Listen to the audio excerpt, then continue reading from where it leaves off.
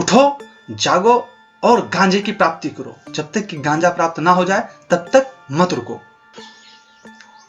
नमस्कार दोस्तों, मेरे आज के इस वीडियो से काफी सारे लोग ऑफेंड होने वाले हैं और कुछ विशेषकर वो लोग जो कि मोटिवेशनल स्पीकर्स को अपना गुरु मानते हैं और उनकी कई बातों को एक एक बात नोट करके पोस्टर बनाकर चिपकाते हैं और मोबाइल में उसी हिसाब से स्टेटस लगाते हैं। तो सबसे पहले मैं बात करूंगा कि और इस वीडियो से विशेषकर स्टूडेंट्स जो कि स्वामी विवेकानंद के कई सारे कोट्स अपने रूम में लगाकर बैठते हैं, वो सारे लोग भी ऑफेंड होने वाले हैं। मेरा इस वीडियो का उद्देश्य यह नहीं है कि आपको ऑफेंड किया जाए या किसी भी मोटिवेशनल स्पीकर का बेइज्जती किया जाए या रोस्ट किया जाए, ऐसा मेरा कोई भी पर्पस नहीं है। लेकिन जैसा कि मेरे चैनल का उद्देश्य है, आपने बैनर में पढ़ा भी होगा, शून्य से शिखर तक, तो मैं आपको वही बताने आया हूँ कि शून्य से शिखर तक हम लोग कैसे पहुंचेंगे और कैसे मोटिवेशनल स्पीकर्स और अलग अलग लोग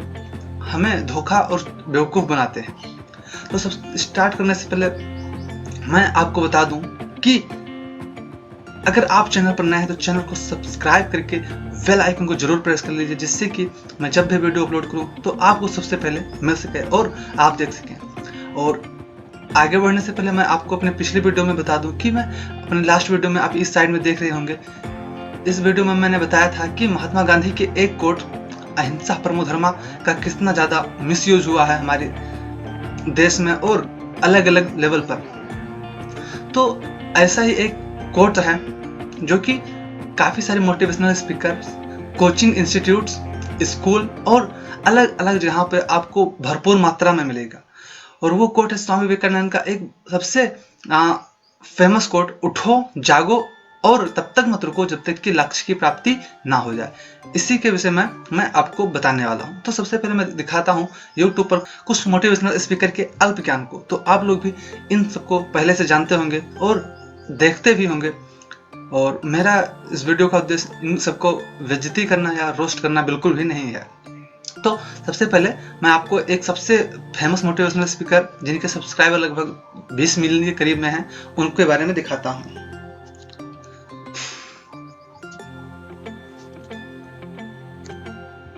और उन मोटिवेशनल स्पीकर का नाम है संदीप माहेश्वरी। इनका वीडियो मैं भी देखता हूँ और काफ़ी सारे लोग से देखते हैं, क्योंकि इनके 20 मिलियन सब्सक्राइबर यूं ही नहीं हो गए हैं। तो इन्होंने कैसे इस कोड का यूज़ किया है, तो मैं वीडियो को प्ले करता हूँ।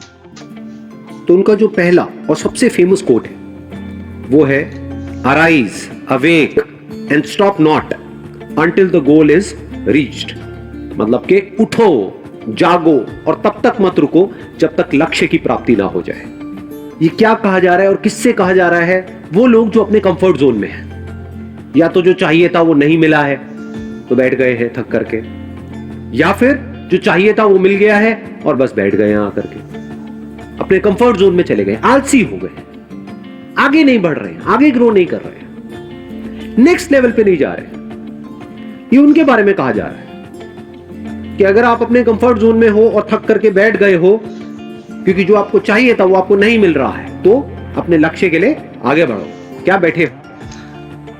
आशा है आप इनकी एक एक बातों को बड़े ही ध्यान से सुने होंगे, क्योंकि उनको देखकर लगता है कि बहुत ही अच्छी बातें बता रहे हैं। लेकिन उन्होंने ध्यान से, मैं थोड़ा सा बैक करता हूँ, वो क्या कह रहे हैं कि अगर आप अपने कंफर्ट जोन में हो और थक करके बैठ गए हो क्योंकि जो आपको चाहिए था वो आपको नहीं मिल रहा है, तो अपने लक्ष्य के लिए आगे बढ़ो, क्या बैठे हो थक करके। ठीक है।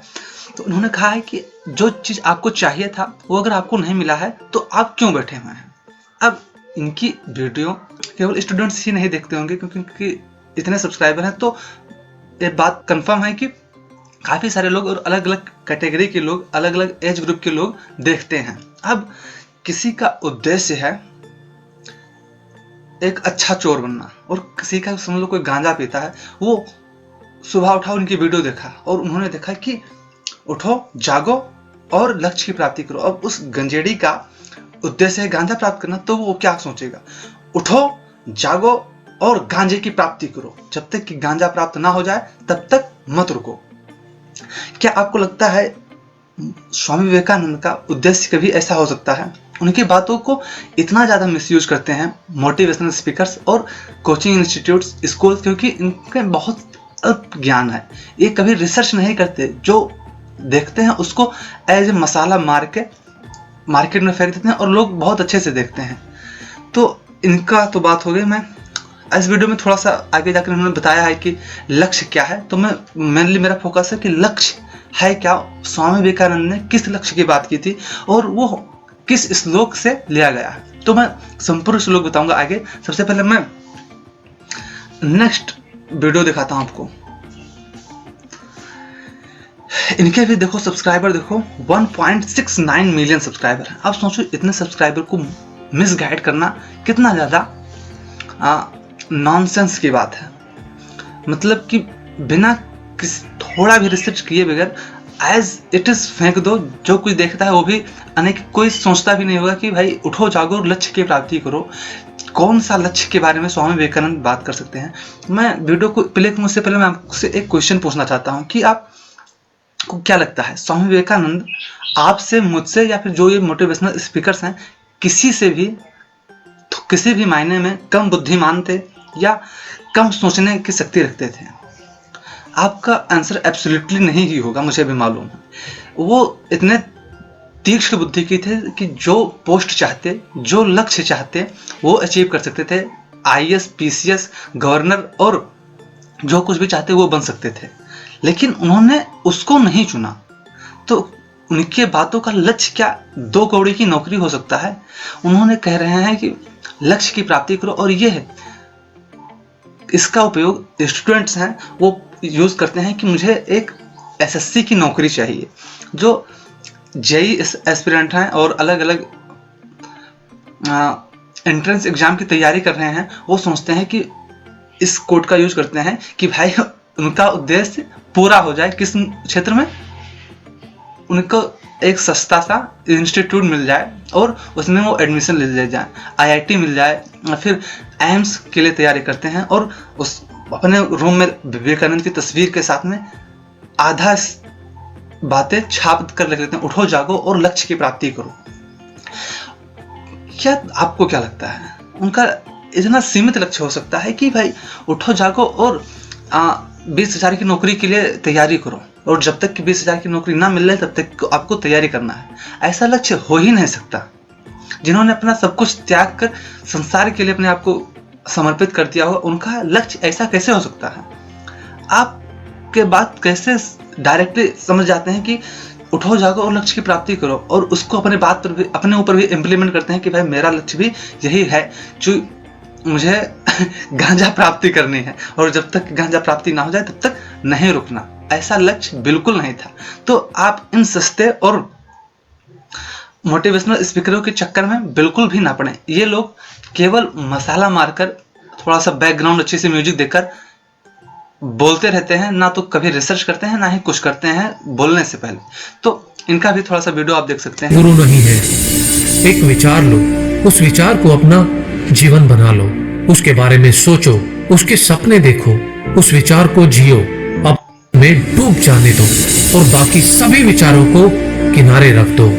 अब इस बैकग्राउंड म्यूजिक देखकर आप मोटिवेट हो जाते हैं, लेकिन तो जब ये एक्चुअल चीजें है ही नहीं, तो आप इस मोटिवेशनल वीडियो देखकर कितनी देर मोटिवेट रख सकते हैं? जब तक वीडियो देखते हैं तब तक ही मोटिवेट रह सकते हैं, इससे ज्यादा नहीं रह सकते, मुझे मालूम है। और एक दिखाता हूं मैं आपको। नहीं रुको जब तक कामयाब ना हो जाओ। जब तक कामयाब ना हो जाओ, भाई कहाँ कामयाब होना है ये कोई नहीं बताता। विवेकानंद ने क्या कहा था वो भी किसी को नहीं मालूम, ना आपको मालूम है ना इन मोटिवेशनल स्पीकर्स को मालूम है। नाम है सेक्रेड मिस्ट्रीज, और मिस्ट्रीज वही बता रहे हैं जो पहले से आपको मालूम है। चलिए ठीक है, इतना आपको बताने के लिए काफ़ी है। और ऐसे आपके ना जाने कितने वीडियोस मिल जाएंगे, कितने इंस्टीट्यूट्स ऐसे हैं जो कि इस कोड का भरपूर उपयोग इसीलिए करते हैं क्योंकि वो स्टूडेंट्स को मोटिवेट कर सकें। अब कभी भी विवेकानंद की कही गई बातों का इतना छोटा उद्देश्य की बात कभी हो ही नहीं सकती। तो अब मैं बताता हूं कि जो एक्चुअल थिंग थी, जो उठो जागो और लक्ष्य को प्राप्त करो, यह बात है वो कहाँ से आई है आखिर। तो इसका मैं आपको रेफरेंस भी दे देता हूँ। सबसे पहले तो आप इस फोटो को देखें और उसमें पढ़े लिखे हुए श्लोक को ध्यान से पढ़ें, और फिर मैं उसका एक्सप्लेनेशन जरूर करता हूँ। तो जो लिंक मैं आपको दिखा रहा हूँ, इसका लिंक मैं डिस्क्रिप्शन में दे रखा हूँ, आप जाकर चेक सकते हैं। ये उपनिषद की प्रॉपर श्लोक की एक पंक्ति है। उत्तिष्ठत जागृत प्राप्य वरान निबोधत क्षुरस्य धारा निशिता दुरत्याया दुर्ग पथस्थ कवयो वदंती।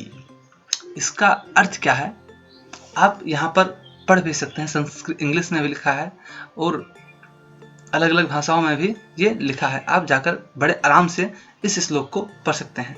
Arise awake and find out the your great once target. अब इसका क्या मतलब है मैं आपको और अच्छे से बताता हूँ। उत्तिष्ठत जाग्रत प्राप्य वरान् निबोधत क्षुरस्य धारा निशिता दुरत्यया दुर्गम पथस्तत्कवयो वदन्। ये श्लोक है, मैं उसके बारे में बताता हूँ कि ये है क्या।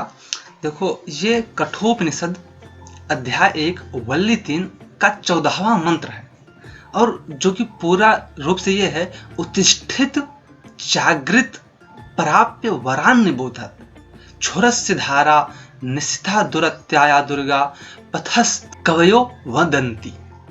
अब मैं इसका डिटेल से एक्सप्लेनेशन करता हूँ कि उत्तिष्ठित मतलब क्या होता है। उठो, जागृत मतलब जागो, और प्राप्त करो, किसको प्राप्त करो, वरान निबोधता। वरान निबोधत मतलब क्या है। वरान मतलब होता है जाओ, किसके पास, जहां से तुमको बोध मिले। किसका बोध, आत्मबोध, आत्मज्ञान हो। उन्होंने सबसे ज्यादा फोकस इसी बात पर किया है कि आपको अपने बारे में जानना बहुत ज्यादा जरूरी है, क्योंकि तुम दूसरों के बारे में और देश दुनिया साइंस के बारे में किताबों से पढ़कर सीख सकते हो, लेकिन तुम खुद के बारे में कैसे जानोगे, इसके बारे में ये बताते हैं कि उठो, जागो और वहां जाओ, उन श्रेष्ठ जनों के पास में जाओ जो कि आपको ज्ञान दे सके, और वहां से आपको बोध, आत्मबोध प्राप्त हो। और फिर आगे श्लोक में लिखा है क्षुरस्य धारा निशिता दुरत्याया दुर्गा पथस्थ कयो पदंती। इसका मतलब है जो ज्ञान की धारा है वो दो धारी तलवार छुरी की जैसी है। इसमें ये उतना भी कठिन है जितना कि आपको किसी छुरी के नोक पर आपको अगर चलना हो, उतना ही कठिन है आपको ज्ञान के मार्ग और सत्य के मार्ग पर चलना है। आत्मबोध करने का कार्य आसान नहीं है, और उनका मेन जो उद्देश्य था वो इसी बात पर था कि आप जाओ और उन ज्ञानी जनों के निर्देशन में जाओ जहां से आपको आत्मबोध प्राप्त हो। और इसका कितना ज्यादा दुरुपयोग हो चुका है वो आप लोग खुद जाकर देख सकते हैं कि नाना प्रकार के कोचिंग्स, जितने भी कोचिंग है, सब में तुमको एक ना एक पोस्टर ये इस लाइन की जरूर मिलेगी।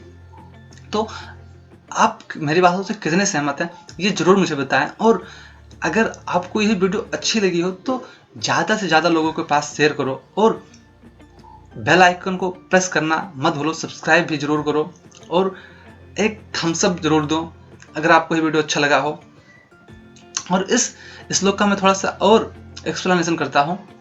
अब आत्मबोध क्या है। आत्मबोध आपकी चेतना से है, और चेतना क्या होती है, वो हमें आत्मा और परमात्मा से मिलन कराती है। तो इनका कहने का उद्देश्य था कि आत्मा और परमात्मा का आपका मिलन कराने के लिए आपको ज्ञानी व्यक्तियों के पास जाकर वहां से बोध ग्रहण करना चाहिए, और यह कार्य उतना ही कठिन है जितना कि छुरी पर चलना, जैसा ज्ञानी लोग कहते हैं।